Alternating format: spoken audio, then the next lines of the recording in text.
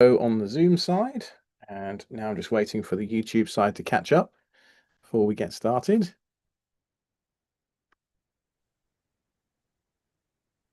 Okay, it looks like we are live on YouTube, so let's make a start, shall we? Hello, everybody. My name's Alex, and welcome into this Ask a Tailscale Expert live stream. I'm not in my usual surroundings today. I'm in a WeWork in the middle of Manhattan because we in the DevRel department where I work in Tailscale. We're here for DevRelCon tomorrow, so Thursday, Friday. We are going to the DevRelCon in Brooklyn, I think it is. So you've got me in a WeWork sound isolated, I hope, booth today. But I'm also joined by Mahesh, not the usual Lee Briggs, but I'm joined by Mahesh. Hello, Mahesh. Welcome. Thanks, Alex. Happy to be here. You are fairly new at Tailscale, right? Yeah, I am. So I just joined like a few months back. I am part of like the solutions engineering team at Tailscale. I also work with Lee on helping customers architect solutions and stuff. So yeah, happy to be here and excited to be part of this series. Fantastic. All right, so a little bit of housekeeping before we get started. There are two places you can ask your live questions to myself and Mahesh. There's the YouTube live chat, and typically that one gets a little bit busy as we go through the hour. But also there is, if you're on the Zoom side, there is a specific Q&A tab which is separate from the live chat. So please make sure you're using the Q&A option on the Zoom side. Okay, so I can't help but notice, Mahesh, you've got some Formula One cars on the wall behind you. Who's your favorite Formula One driver, and why is it Lewis Hamilton? That's a really great question. Yeah, I've been like following Formula One close to a decade now, starting from Vettel ages and all the Williams glory and all that. But yeah, currently I like Lewis Hamilton. I think moving to Ferrari and doing that bouncer that none of us expected was a great move. But I'm also like a fan of Max Verstappen, so you'll see a Max Verstappen Red Bull and like a Lewis Hamilton Ferrari in the back. Love that. Yeah, I still don't think I've forgiven Red Bull for the end of the 2021 season, but I suppose I'm gonna have to get over it one day. Wouldn't it be diabolical if, with Christian Horner out at Red Bull now, wouldn't it be diabolical if Lewis and Christian ended up at Ferrari together against Max and Toto at Mercedes? Wouldn't that just be diabolical? I mean, we would all love that fairy tale to come through, and like we have like a repeat of 2021. Probably Lewis wins his eighth title this time. Let's hope. Okay, so we've got a couple of questions starting to roll in already. One of them actually came in ahead of time. So let's jump off with that one. So the question is, my telnet consists of 25 devices, five of which are set up as exit nodes. The platforms I am using as exit nodes are Ubuntu Linux, an OpenSense plugin, and an Apple TV. I've written a small program in C# which polls the exit nodes and queries them for their status. In this way, I can get a picture of which devices are connected to which exit nodes. This all works great for the exit nodes on the Apple TV, which this all works great except for the exit nodes on the Apple TV, which doesn't support the CLI. Are there any plans for improving either the admin console or providing a mechanism that isn't the CLI to remotely query non-CLI devices on a tailnet for their status? Good question. Yeah, I think we don't have like the CLI support for Apple TV as of now, but the Apple TV software itself is like currently going through the build phase, and we plan to like improve that a lot in the coming future. Also, with respect to the exit node visibility, what devices are connected and stuff, we do have a feature in the enterprise plan, which is called as like destination logging, which provides you a good enough information about like what devices are connected to the exit node, like the state of the exit node that comes as part of like the network flow logs. But to answer to this specific question, yeah, I think like there's no straightforward answer to this, right? Because we have that limitation on the Apple TV running Tailscale. Yeah. The most suitable workaround that I can think of, and what I do personally, is that whatever plug socket that the Apple TV is connected to, I just put in a GoVi or like some sort of like an automation switch, which I can control to power on and power off. So anytime I'm having an issue with respect to Tailscale running on Apple TV, all I do is I just go to my app. restart that switch, which is connecting, which is providing power to the Apple TV, and it's that's like the most hackier solution that I can think of. It's what's the phrase? It's not stupid if it works, right? But I Exactly. think I think you could put it on a timer so it reboots at a time that is 3:30 a.m. or something every 24 hours. Typically, I found the Apple TV to actually be very stable, so I'm quite surprised to hear you're having this issue in the first place. But unfortunately, due to the way in which Apple sandbox their operating system, particularly on the mobile operating system, so iOS, tvOS, iPadOS, a lot of the sandboxing there only provides certain APIs. So the lack of a CLI interface for the Tailscale application isn't really a Tailscale thing that we can work around. It's more of an Apple platform issue with the way that they sandbox their OSs, I'm afraid. So the other alternative would be, rather than using an Apple TV, despite its many benefits of being low power, the fact it can still operate in its low sleep state, etc., etc., the other option might be to use something a little less proprietary and spin something up like a single board computer based system, like a Raspberry Pi or whatever you want to do that's running full on Linux, and you can do whatever you want with it. So, a couple of options there for your smart plug, maybe an SBC. I don't know, employ a small child to go and unplug it and replug it whenever you need to. So I don't know. Cool. Anything else to add, Mahesh? Sorry, I was on mute. That was bang on, Alex. Okay. All right, next question. Hi, when will Tailscale update to use the 192 range of IPs? So the subnet, I assume the local subnet of 192.168 slash whatever. Um, Probably never. I don't see why we would. So at the moment, Tailscale uses a CG NAT space of 100 dot, I think 64 slash 10, I think something like that. It's off the top of my head. Don't quote me on that though. And the reason we do that is because we want to we kind of want to operate in this liminal space between having devices be not routable on the public internet, but also not routable on your local area network by default. Like if we adopted 192.168 dot even something like 8 dot whatever slash 24 as our default subnet, first of all, that only gives you 250 devices to work with. Second of all, there's going to be a lot of clashes between tailnet devices and like the GLI net, for example, uses 192.168.8 as its default subnet. And so by us using the CG NAT space, we actually are able to kind of stave off a lot of those clashes before they even happen.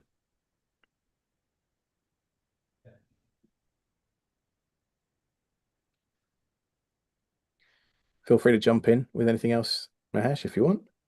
No, I think that is that is true, and you are, I think, like bang on. I'm just having some sort of like audio problems with respect to my mic. Just give me a minute while you open the next question. Okie dokie. Well, there is a related question just come in on the YouTube side of the chat saying from Vitek Tony, hope I said that right. Any plans to be able to share subnets? And this is a very similar question, really. So, in terms of sharing subnets that you specifically want to call out, we already provide that option through something called a subnet router. So you can advertise a specific CIDR range right the way down to a single individual host that's routable within any CIDR block from a Tailscale node that we designate and we call a subnet router. So a good use case for this would be, for example, let's say you've got a RDS system in a VPC in Amazon, and you want to be able to access RDS from somewhere that isn't AWS, but you don't want to have to set up ingress gateways and security groups and yada, yada, yada, right? Like there's a whole bunch of stuff that comes with that request. Well, if you drop a subnet router into that VPC and share the subnet that the RDS system has got, and it's obviously routable from the subnet router node itself inside the VPC, you don't need to do anything else. As long as Tailscale can reach out and punch through the NAT that it needs to, and there might be a couple of extra steps on Amazon specifically there that you need to work through. But That should really solve that issue for you. And of course, you can move beyond Amazon and say like I want to be able to access my printer when I'm not at home and put a subnet router in your house and print documents when you're not at home, for example. Lots of other options. Yeah, for sure. I think subnet router is one of like the most underrated feature. We talk to like a lot of customers who are using Tailscale at work in production environments, and usually whenever you have an existing deployment of any sort of like remote access solution, it becomes difficult for you to install Tailscale on each and every node and then put like a mesh network. So the initial phase where the customer start is, hey, I've got like a, a VPC in AWS, I've got like a network in GCP, and I have like a data center. The first step, what they do is they install a subnet router so that their infrastructure is exposed via the subnet router, so that the folks have access to those resources which are present in that particular data center or that network. And once that subnet router is present, and then you start installing Tailscale on like different services wherever you want to expose them directly onto the Tailscale. That's one part. And even with like Kubernetes operator and the container based environment, subnet router acts as like a backup mechanism where you can access infrastructure if at all the node that is hosting Tailscale goes down for some reason. Very good point. Yes. So there is a question on the Zoom side in the Q&A chat from Derek saying we're managing our ACL file for Tailscale via GitHub Actions. So for those of you that don't know, you can actually use GitOps to programmatically manage your ACL file as part of a GitHub Actions CI/CD workflow. It's pretty cool and pretty useful, but I think he's found a limitation in the API here, saying that currently the Tailscale API doesn't appear to support comments. Any plans to change this? This is new to me as well. I haven't tried like updating comments via the API. I think we should Okay. definitely raise an issue if at all that's the problem, and we should get that fixed. So I have put a question into our internal engineering Slack right now. So if I get an update, you will get a live answer on stream, Derek. So And also, I we think don't there is know. a We don't know right now, but hopefully we will shortly. 100%. And there's, I Um, think, a follow-up question on that as well. mhm. Alex, we are using Magic DNS and would like more information on what we can do with it. Can we create custom DNS entries? Well, kind of is the answer. So, Derek, this is talking to you again on the Zoom side. You can kind of abuse the split DNS functionality built into the DNS server that we use to back Magic DNS. You can put individual hosts in there that resolve to a specific name server. You can't sort of create your own hosts file. You can't create your own hosts entries. But what you can do is hijack specific domains to go to a specific DNS server that you do control on your local network. And obviously with Tailscale, connecting everything to everything else, like it doesn't really matter where that DNS server actually lives. So yes, but there are some caveats, is the answer. Exactly. I think the split DNS functionality, if at all you're running your own DNS infrastructure, is a great way to like expose your DNS infrastructure through Tailscale. And also, I think if you're using like AWS, you can also resolve AWS private host names via Tailscale. Usually, when you have like a VPC, the AWS DNS server lies on like .2 IP address, and you can create like the split DNS configuration to expose those private DNS servers. Having said that, I think, Alex, we have something in works for this. I am not sure, and I don't want folks to take my word for it, but there is a way, especially for like enterprise customer, there is a feature flag that we can turn on where you can probably host certain DNS records within like the Tailscale without having your own DNS infrastructure. But that is something I think we're building it as of now, and it's not like generally available. Well, I can tell you, Derek, that our engineering team are currently arguing about JSON in Slack live on the back end for your previous question. So hopefully in a few minutes we'll have an answer for you. Specifically referring to how JSON and JSON are both acceptable inputs, but the comments, as long as they're in JSON format, should be okay. So it depends on the format that you're putting the comments in to your GitOps kind of workflow, but it's not a full answer yet. We'll come back to you with a proper answer. There are a ton of questions coming in on the YouTube side, so let's take a look over here. Vert Userable, Tailscale SSH is awesome. Rustdesk is also awesome, but is another thing I have to configure and install. What about Tailscale Remote Desktop? Uh, I can personally guarantee you that this is one of those questions that keep coming up whenever I go to the customer calls. And we currently do not Right. support Tailscale RDP. We But don't. yeah, but having But said that, I'm just imagining a future where you know how you can use Tailscale SSH from the admin console and it brings up a JavaScript in the browser SSH session. Um, wouldn't that be amazing if it did the same thing of like a VNC console to a remote host and it's built into the Tailscale? Like, so if you already installed Tailscale on the remote client, that's all you have to do. Just check a box that says allow remote desktop and it becomes an ACL lever that you can pull as well. That would be, I mean, you know, our product teams want to do this. You should know that, right? But it's just a question of engineering hours and effort and that kind of stuff. And like, Tailscale fundamentally as a company is focused on connecting things together. We aren't, as it stands today, experts in video compression and performance of getting, Wayland to do remote desktop like Rustdesk has, or Apple's VNC screen sharing implementation, and or micro like there's a lot of work that would go into that. And as you see in the marketplace with TeamViewer and AnyDesk and Rustdesk, like there's enough meat in that particular sandwich for those people to have entire businesses around those specific things. And so, whilst I would personally love to see this, I just don't think it's going to happen anytime soon. imagine I'm on a gym and there is some sort of incident and I could just open my phone, go and click log into my laptop and do the work from gym. That would be awesome. Yeah. But hey, real sysadmins use SSH anyway, right? So why do we need remote? I'm just joshing with you all. I'm just pulling all of your legs. All uh, right. We've got some more questions in our doc here. Is the mechanism used by Tailscale to connect devices similar to that of Cloudflare tunnels and or VS Code tunnels? Good question. First of all, unlike the other vendors, like the tunnels that gets created, usually like the you install a daemon on a cloud environment, and that connects to like their local data center or like their local POP, and then you get exposed to those particular services using like Cloudflare tunnel. With Tailscale, whenever you install any sort of like Tailscale software, it just like registers itself to like the control plane, right?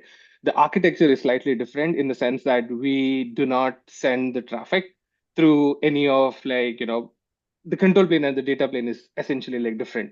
And one of the great things that I do as part of like the demo is whenever I'm updating the Tailscale policy files and stuff like that, so the changes are like automatic, it's super fast.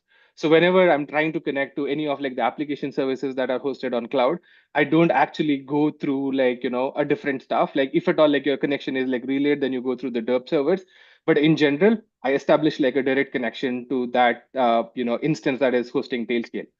In terms of like functionality, you have an option to, as we already spoke about, you have like options like subnet router. But if you are like more specific towards like web applications, and if you want to expose web applications, you can do that as well using like the Tailscale, the daemon. Absolutely. Now, there's a couple of comments in the live chat saying from Ismail, I like that you do one thing well and are focused on it, connecting systems no matter where they are or behind whatever network topology they are. Yeah, that's it. It's kind of like Unix philosophy. Like you do one thing and you do it well. And not to say that there isn't room one day for Tailscale to turn into a much bigger company that has multiple facets. But for right now, as you say, we're focused on the networking piece of it. Speaking of, there's a question here from Maya saying, how close are we to mesh nets for Tailscale? In other words, if I want to connect multiple tailnets together under a single identity. That's a great question. So we currently have features that are in alpha stage and beta stage, what we call it as like multi-tailnet. So what we've done is like, as we spoke to like more and more enterprise organizations, we understand that it's not going to be just one tailnet, and it's not just going to be one team that is requiring access to their infrastructure. As the organizations and like the enterprises grow, they'll have like separate different business entities within that organization. And each of these entities has their own IT team, they has their own engineering team, and they would want to maintain and manage their own infrastructure access. So as part of this, what we've done is we've released something called as like multi-tailnet, in which under one account you can have like multiple tailnets, and each of these tailnets are going to be an isolated entities, in the sense that the ACL of tailnet 1 is completely different and isolated with respect to the tailnet 2. Similarly, the auth keys and all the control plane configurations that come with it, all are like separate. The only thing is today, I think in the current state, we only can have like one identity provider that is tied to, all these tailnets together. But in future and in the near future, what we plan to do is we plan to have like multiple tailnets with multiple identity providers. And also, we're going to create a control on top of these tailnets where you can create policies to say that, hey, Alex can be like admin of tailnet 1 and tailnet 2, but only a member of tailnet 3. Whereas Yeah. this IDP group can go ahead and access this particular tailnet and stuff like that.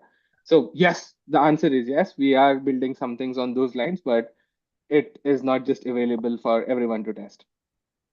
Yeah, we're still working out what the pricing details will be behind the scenes on this one. Like our free tier, as you know, is very generous. Three users and 100 devices for free.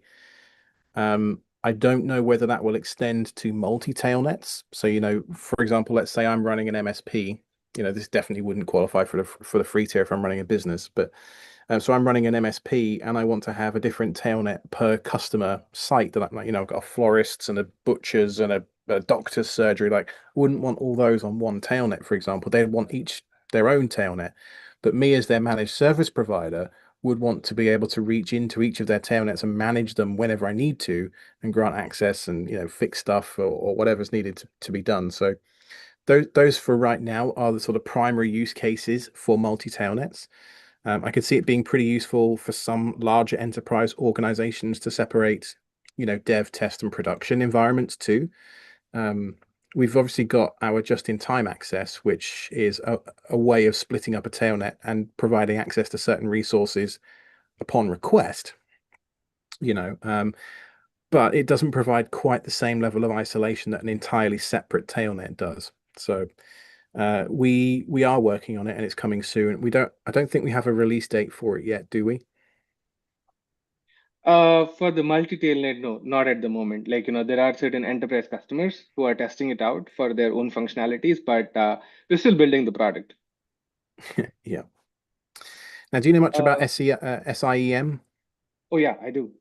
Okay. Is it pronounced SIM? It's pronounced SIM, correct. Okay, well, let me ask you a question about SIM then. We are using Tailscale to create an app connector for our SIM, but would like to know if we can create a DNS entry in Tailscale to allow users to enter SIM in their browser without having to know the full URL, and it would route them to the correct place. Of course. It's an interesting use case to put the SIEM solution behind an app connector. Yeah, so for those people who do not know what an app connector is, the way you have exit node where all your internet traffic is routed through a single node, app connector basically does the same thing, but just for a subset of URLs. So you can go ahead and configure certain FQDNs or like host names and say that if at all the user in the tailnet goes want to access this particular URL, they will be routed via that app connector instance. Now, with respect to the theme, if at all like you have a theme URL, and if that is put behind like the app connector, the only thing that the user needs to know is like that host name, and then that host name is what gets routed to app connector, and you whitelist those IP addresses of the app connector onto the theme solution. When you say that the user do not need know the name of the FQDN, what I imagine is like you don't want to put like a static host name, or like you want to have like a static host name and the URL of the theme solutions keeps changing, or if the users are accessing via IP address. So that part is unclear. But technically what you can do, what how the app connector works is whatever is the public IP address of that FQDN, so that public IP address is advertised as a route. So whenever the user does a DNS query for that host name, an IP address is returned, and the traffic or the HTTP traffic for that IP address is sent through the app connector. Now, knowing that, what you can do is if you want to have like, if at all like the FQDN of the app connector or the SIEM solution is like static, then you just use that particular URL and it goes there. If not, if the IP address or like the host names keeps changing, you'll need to like keep updating the app connector. You can do some sort of like CNAME mechanism or things like that to get through that. But we want to know more about it. So probably like you can raise a support ticket and we can provide you some like workaround along those lines. Now, live updates from the Tailscale Engineering Slack, where they are still arguing about Hugh JSON. As I told you they would. We've thrown them a bone, and now they're all talking about it. Question for you. Was it Derek? Yeah, I think it was Derek that had this issue. Um, Potentially comments on the first line, as you say in the Zoom chat, is an issue. But also we run through I'm going to paste the line here into the Zoom Q&A and also the YouTube live chat. Here is the Go code that gets run as part of the operation on our side, which does a bit of linting, strips out comments and things like that. So what we're hypothesizing, or what the engineering team are hypothesizing right now, is that these comments are getting stripped out by this hughjason.standardize call in the line of code that I just linked out to you. So let's keep this one ticking over. If you take a look at it and let me know what you think with a question or a comment, we'll pick this up later on in the live stream. But yeah, it's a question that's got half of the engineering team at Tailscale like just trying to unpick exactly how it works right now. So great question. So All right, I do you want have to one pick one? more. Yeah, I have one more question. I think that keeps coming up, and I've heard this in the past as well. How does one self-host Tailscale? Is it even possible? Oh, well, it depends. Like what, because maybe you know me, but I did a podcast called Self-Hosted for like 6 years, and some people consider self-hosting not to mean even running stuff on a VPS that you have root access to. Some people only mean self-hosting is when you are generating your own electricity and you are, you know, mining your own copper out of the ground. No, I'm going being a bit facetious there, but it really speaks to what the definition of self-hosting is to you. I suspect what you mean is that self-hosting here is, can I self-host the control plane, the proprietary Tailscale control plane? Yes, you can. You can self-host something called Headscale. And this is an open source project that we actually employ one of the developers for here at Tailscale. We take it very seriously. We've embraced the project, and we think it's really important that it exists as a kind of pressure release valve for those people that don't want to trust Tailscale's proprietary software. However, as a company, we've gone to great lengths to make everything as transparent as we possibly can, whilst also maintaining the competitive advantage of having a closed source core. So we have an entire open source like statement and policy about open source. I think it's at tailscale.com/open source. Yeah, if you head over there right now, you can take a look. And really, all of the clients are open, and as much of the products as we can make open source is open source. But Headscale is the answer to your question, really. If you really want to self-host it, that's the way to go. Then you've got to worry about things like the DERP relay servers, which are also Tailscale infrastructure, which act as these kind of like relay lighthouse bouncer beacon things that can, when you're first establishing connections between two different devices on two different networks, they've got to have an intermediary that they can both see in order to establish that initial connection before the direct connection gets made underneath through the stateful firewall stuff that we do when we're doing NAT traversal. And it's you can self-host DERP servers, but your colleague Lee Mahesh, he comes on this live stream every month and tells people don't do it. Like unless you are, huge enterprise that has some massive requirements, etc., etc. Yeah, don't do it.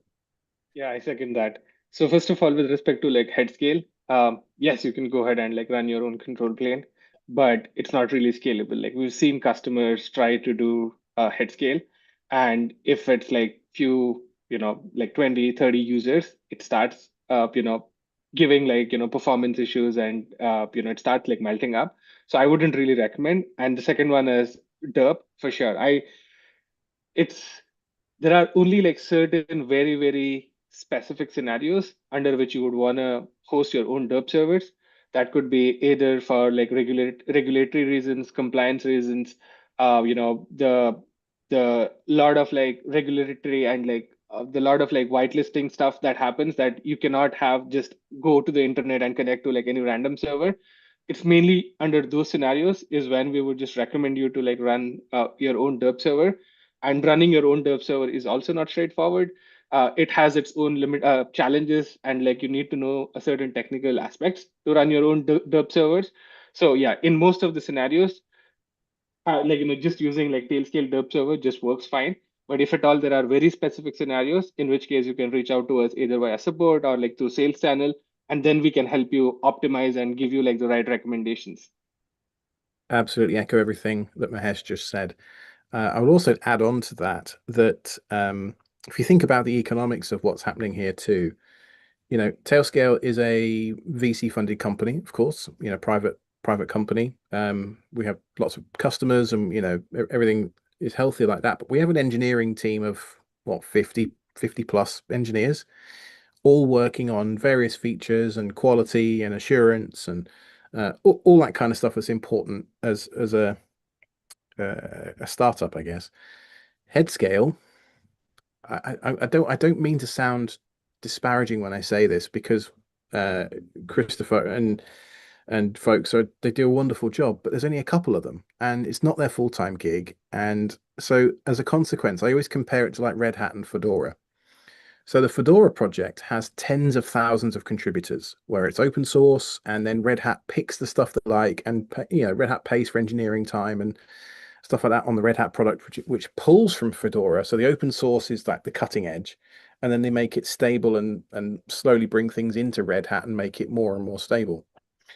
With Tailscale, it's kind of the other way around because Headscale was built as after the fact, after Tailscale was released. It was reverse engineered, and then Avery was so impressed that he hired the dude that did it. um, so as a consequence, Headscale's always going to be behind Tailscale.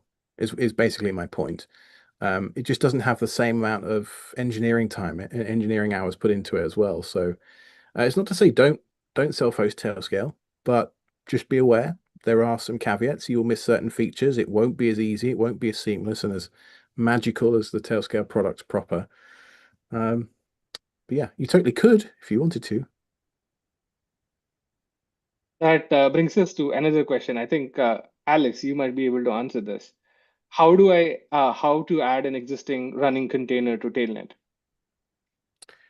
You will create a sidecar Docker container. In fact, I have many videos about this on the YouTube channel.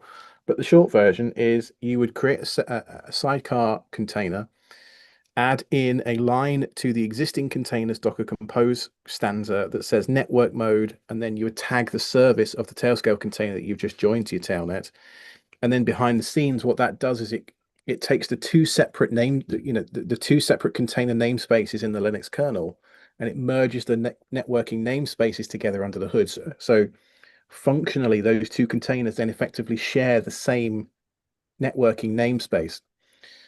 So then Tailscale isn't installed inside your primary application container, but your primary application can route packets over Tailscale because it's within the same networking namespace.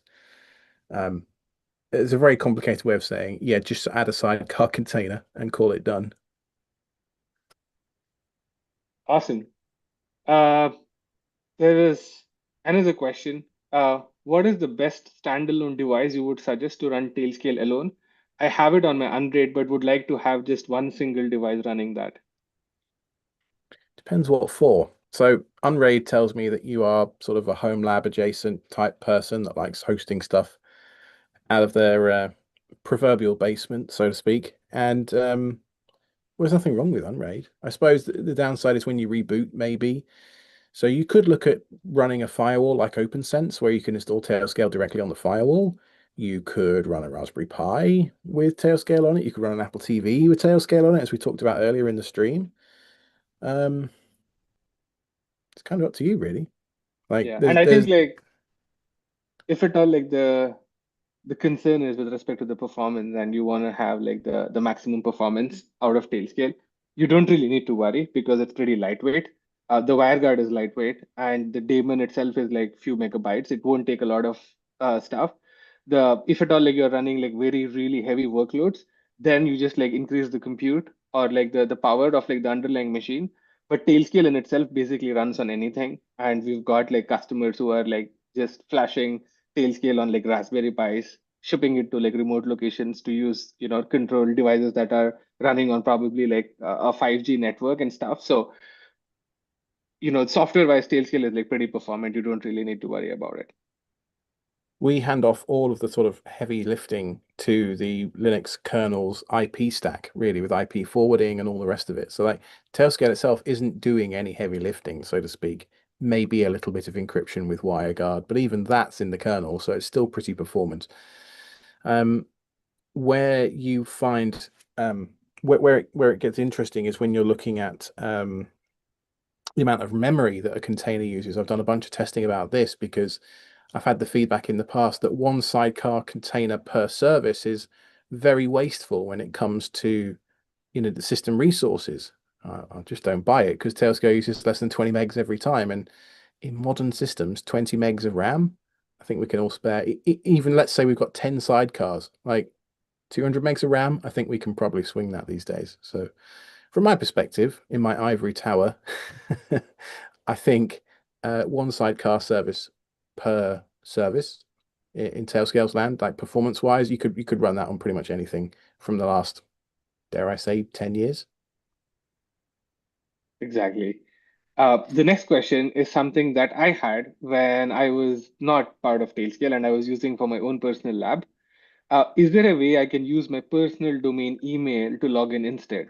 By the way, I love Tailscale. Congratulations on the amazing work. Yes, there is, and I have a video on just that topic. So I would start by saying caveats. Like if you want to use your own personal domain for Tailscale, you're going to have to self-host your own OIDC provider, your OpenID Connect provider. So just think about what that means. If that provider goes down, you can't log into your tailnet anymore. Is that a problem? Is that mission critical, like out of up creek without paddle type situation? Like only you can answer that question. But um, for that reason, I wouldn't recommend for most people actually self-hosting authentication. It's one of the reasons that we actually integrate so well with Google and GitHub and Microsoft and Apple is because for the best user experience, um, those guys have SLAs around those authentication services. Like half of the internet runs on Google Auth. If that goes down, someone else is going to fix it. Whereas if your self-hosted OIDC server goes down or you change a DNS record and suddenly you can't remember, yada, yada, yada, like, there's a lot of moving pieces potentially. Um, you can get locked out. Now you can also use passkeys if you want to. That's another option. But again, it's one of those situations where the only thing that you are changing is the URL that you use to log into your tailnet with. You're not actually changing, like you wouldn't be able to issue custom certificates using the Tailscale magic against a domain name that you own, for example. You'd still get your Tailscale serve and Tailscale funnel certificates against a ts.net entry, even if you've got, Initech labs.dev as your URL, for example. So um, again, it's one of those that just think it through. Is the risk worth the reward? Exactly. And also, like, if you do want to self-host your custom OIDC IDP or like provider, what I have been doing is I have like a domain and I use some sort of like free tool to basically create an alias for that and then just go ahead and sign up with Okta with their like dev account, which is like free of cost, right? So with Hmm. Okta, you can sign up with your own personal custom domain email address, create an IDP there with an OIDC provider, like the Okta provider, and then just integrate that with Tailscale. So you don't really have to worry about it. Like Okta takes care of like the uptime of the IDP, and you just use your personal custom email domain through Okta to log in into Tailscale. Now, Akshay writes in, "Hey, I've built my home lab around Tailscale. Just wanted to say thank you so much. And is it possible to set the device's Tailscale IP manually? I'll want to be able to customize the Tailscale IP." Yes, yes. You go to the admin console, click on the three-dot menu next to your node, and there is a button there that says Edit Machine IPv4 address. That's it. That's what you got to do. Easy as that. Exactly. Now, And also, I think why would you want to do that is a different question. Yeah, also I think there are more advanced configurations like IP pools. Like if you are a customer or like an enterprise trying to use Tailscale, you can also leverage IP pools to select like the block of IP addresses that gets assigned from the CG NAT IP address range. But yeah, for this particular home lab case, it's just as simple as just going into the dashboard, click edit and change the IP. Absolutely. All right, let's take a look at the thread in engineering. No, they've gone quiet now. I guess they've gone to lunch or something. Cool. No big deal. All right. Let's look.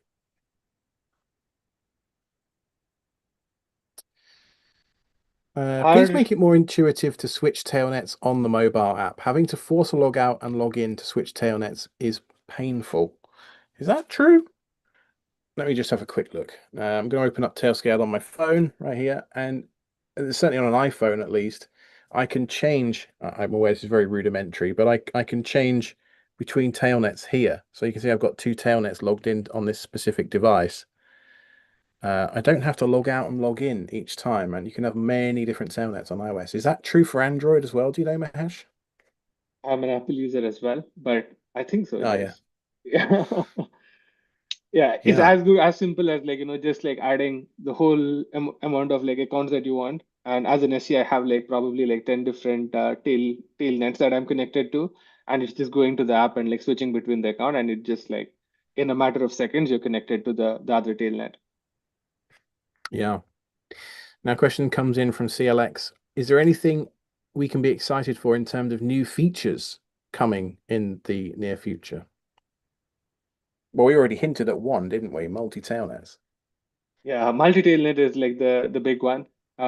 We also have something that is coming in terms of like services and records, where if you wanna expose highly available applications, want to load balance between like different pods that are running those applications and stuff, we have some work that is happening in like the services and records is what we call it.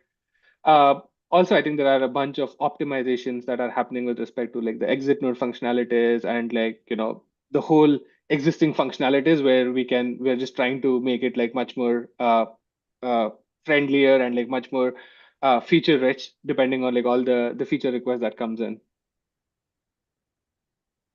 The other one that's coming, which is it's been hinted at on the subreddit. So if you've been paying attention, this won't be news to you, but is the long-awaited ACL GUI. That's Forgot coming about soon. that. Can't give you a date on that, but that's coming soon. Uh, yeah. So, is there anything else? I mean, we've made a bunch of stuff GA recently, like grants are now GA. That's pretty cool. What else? Yeah, I think the ACL visual editor, I think, is the big one, which I completely missed. I had personally got a chance to test it out. It's pretty, it's like it has like all the tail scale design philosophy in terms of like how simple it is to create like different policies and stuff. So I think like that's the big one that I'm really excited for, just for everyone to test and give us feedback.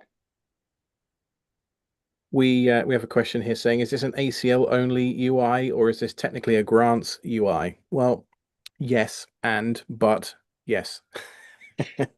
It will support all the things. Grants are effectively ACL's 2.0, if you want to think of them like that. So, launching a visual editor that doesn't support the new thing wouldn't be very good, would it? So, it will, and don't worry, it'll come soon enough. So Mike H writes in, "Hey, I'm a huge fan of Tailscale here in the UK. Wood. Thank you very much for your videos. Are you able to share if the SSH server functionality will come to Mac OS other than the open source Tailscale D version?" Well, unfortunately, again, we've already mentioned this once on this stream. It's due to Apple's sandboxing of the Mac App Store variant. So, as a consequence, we actually recommend that you run we call it the standalone version. You can get it from packages.tailscale.com. That's our default recommendation for macOS. I don't recall if that supports the SSH server on macOS or not, but I know you can run an SSH server on macOS, but I don't know if Tailscale SSH itself works on macOS. Can you remember? No, I've not tried it as well. Yeah, the live chat's telling me it doesn't unfortunately work on Okay. macOS, so I'm going to assume that it doesn't. Yeah, I'm going to blame sandboxing for that one. Yeah, and exactly. And I think if at all, like you require certain features to be available, like running the SSH server on like the standalone variant, we highly encourage you to like raise tickets on GitHub or either reach out to support as and when like more and more people request for like these features. This is when like we will prioritize certain features to be built first rather than later. Yeah. All right. So, question: can I have subnet routers and app both responsible for the same CIDR subnet? Some applications I want to be routed via the app and some via the subnet router. Everything is hosted on Kubernetes by the same operator. Um, Tough question. So first of all, like if at all, like the app connectors are technically used for like SaaS-based applications is where I usually use it. The main functionality of like app connector is to technically whitelist the IP address of like the app connector node onto the on the SaaS application side. I'm still like little not clear on the question as to like, do they want to like use the same CIDR on like both app connector and like because app connector usually like use like FQDNs to like expose like HTTP applications, and subnet routers are usually used for like connecting to like the network instances or like the instances that are sitting behind that the subnet router node. Yeah, it's weird, isn't it? Like they almost want to advertise two different routes. So like one route pointing to a subnet and then another route pointing to their Kubernetes cluster within the same CIDR. I think what you're going to end up having to do is deploy two subnet routers effectively, both advertising the specific areas of the CIDR that you want to route through whatever you want to route it.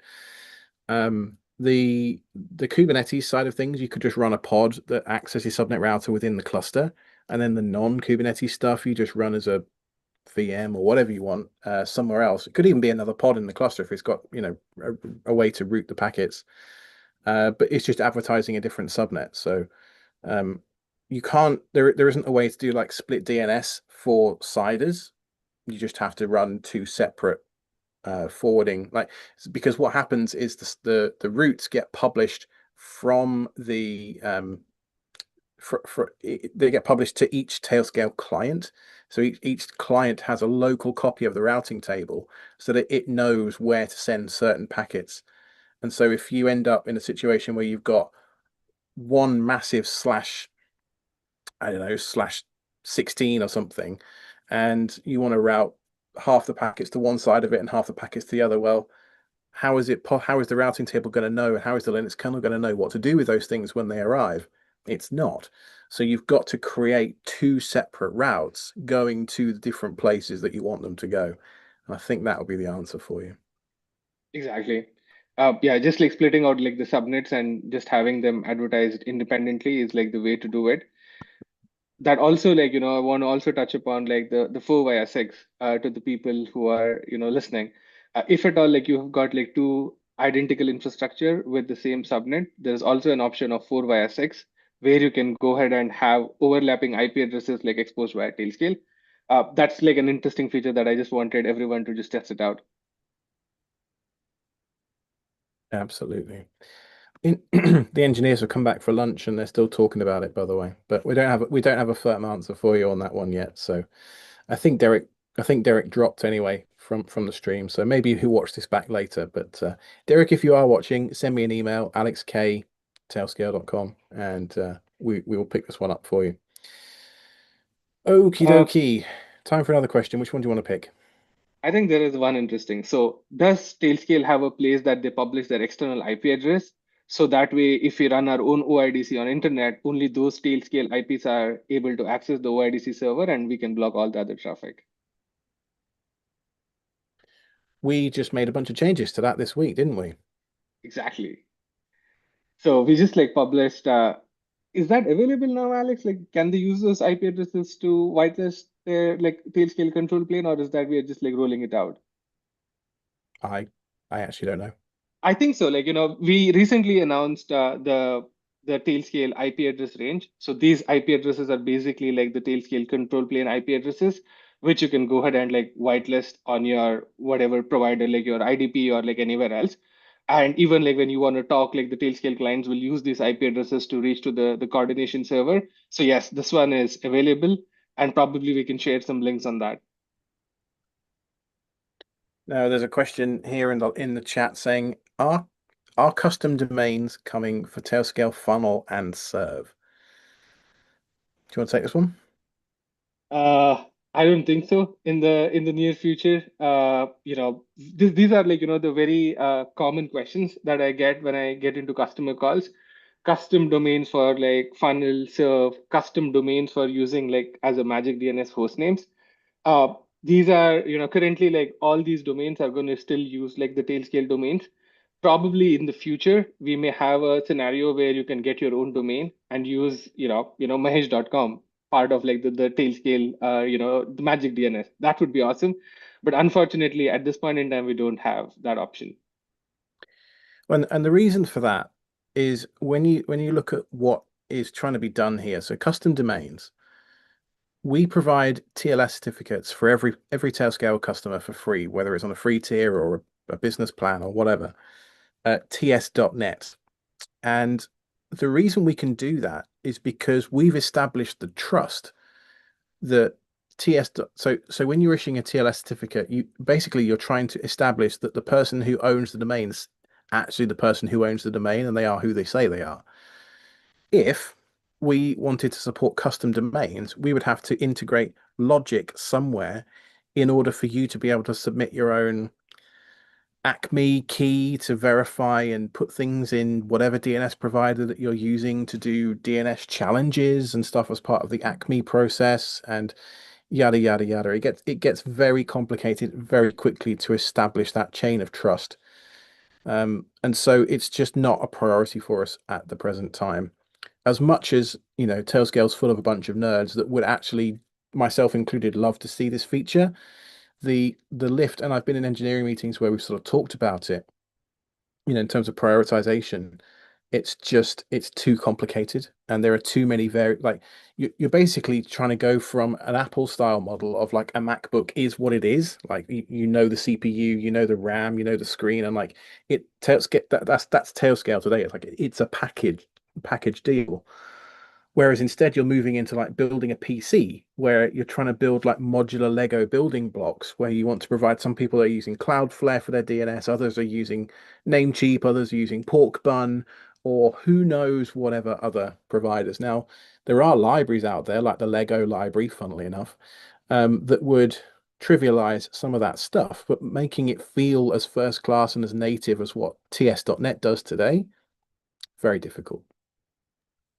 Exactly. We want to keep the simplicity and like the user friendliness of the product, and just at this point in time at least, like the whole certificate management and the all the complications that come is. Now, that's not to say that you can't use a custom domain on Tailscale if you have the know-how. You can spin up a VPS for $4 a month, I think, on DigitalOcean. I think is the cheapest one right now. And you can spin up Caddy, a reverse proxy, on that node, and then install Tailscale on there too, and then have Caddy proxying, which is what Funnel's doing really anyway. Except Caddy is configured to talk to your DNS provider or whoever your domain registrar is to inject the TXT records as part of the Let's Encrypt lookup process. And then you can be in full control of it. And it wouldn't be free. It would cost you the price of a VPS a month. But what about you? I've had a VPS now for like a decade doing something, like running a website or whatever. And you can just throw Tailscale in the corner of that and call it good. So Lots of options, but it won't be coming as a first class feature to the product proper for for some time. I don't know. I don't. We don't have any ETA. Sounds good. The next question. Question for a subnet. Can a legacy machine connect to a remote network via the local Tailscale subnetted machine?